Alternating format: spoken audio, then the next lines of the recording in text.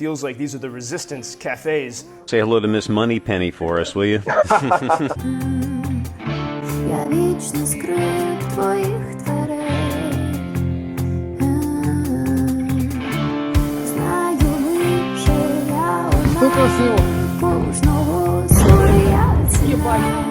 Welcome to Ukraine plan. Yesterday, last night when I was watching the news, got a little concerned because Kharkiv was under attack. And Joseph, I couldn't remember if you were there yesterday. I know you're in Lviv right now, correct?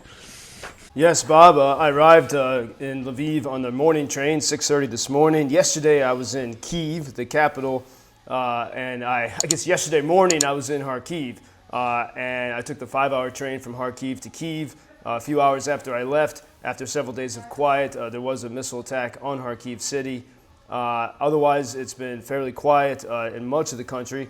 Then last night, I took the overnight train to Lviv, and traveling this country, which so many people here call right now the land of freedom.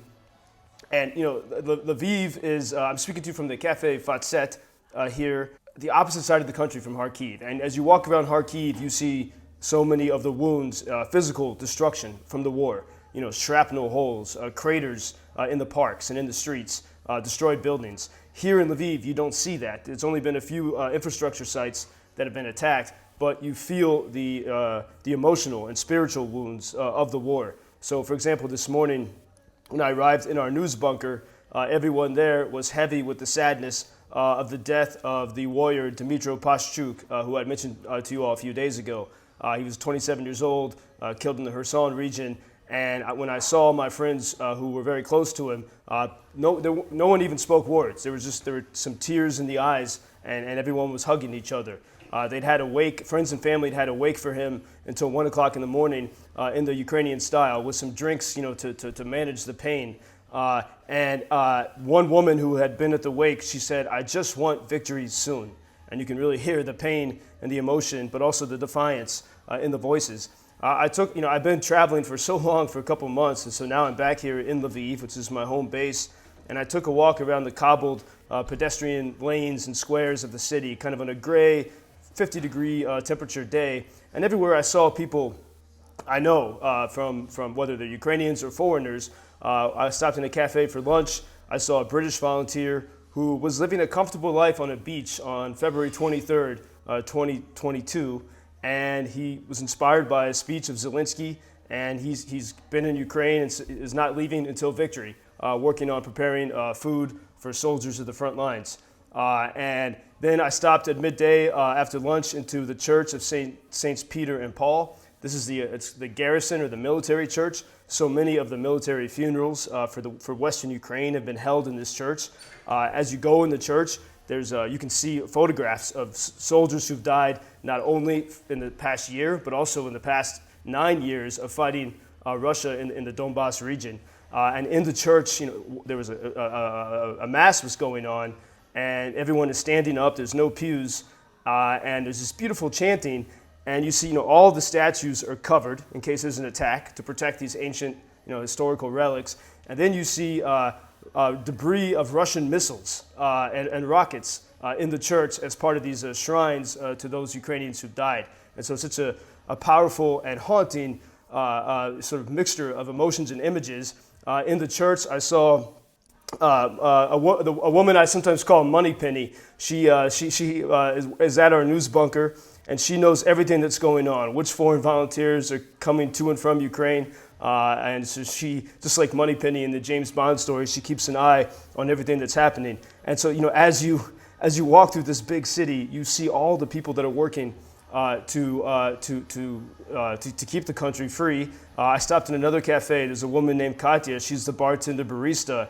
And she told me that while I was traveling in Kharkiv and reporting from there, she was listening to these WGN reports from here in Ukraine. And in that cafe behind the bar, they had a bulletproof vest waiting for me that someone had dropped off in case I need an extra one. And so, as you walk through, even though we're here in the west of Ukraine, it feels like these are the resistance cafes of the war effort. And then meanwhile, today, Looking at Bakhmut, Ukrainians still hold parts of Bakhmut, but much of the city is in what you could now call a gray zone. There's sort of block-to-block fighting. It's extremely intense, but Ukrainians are still holding on there. Russians have not been able to surround the city. And at the moment, we have alarms in the east of the country.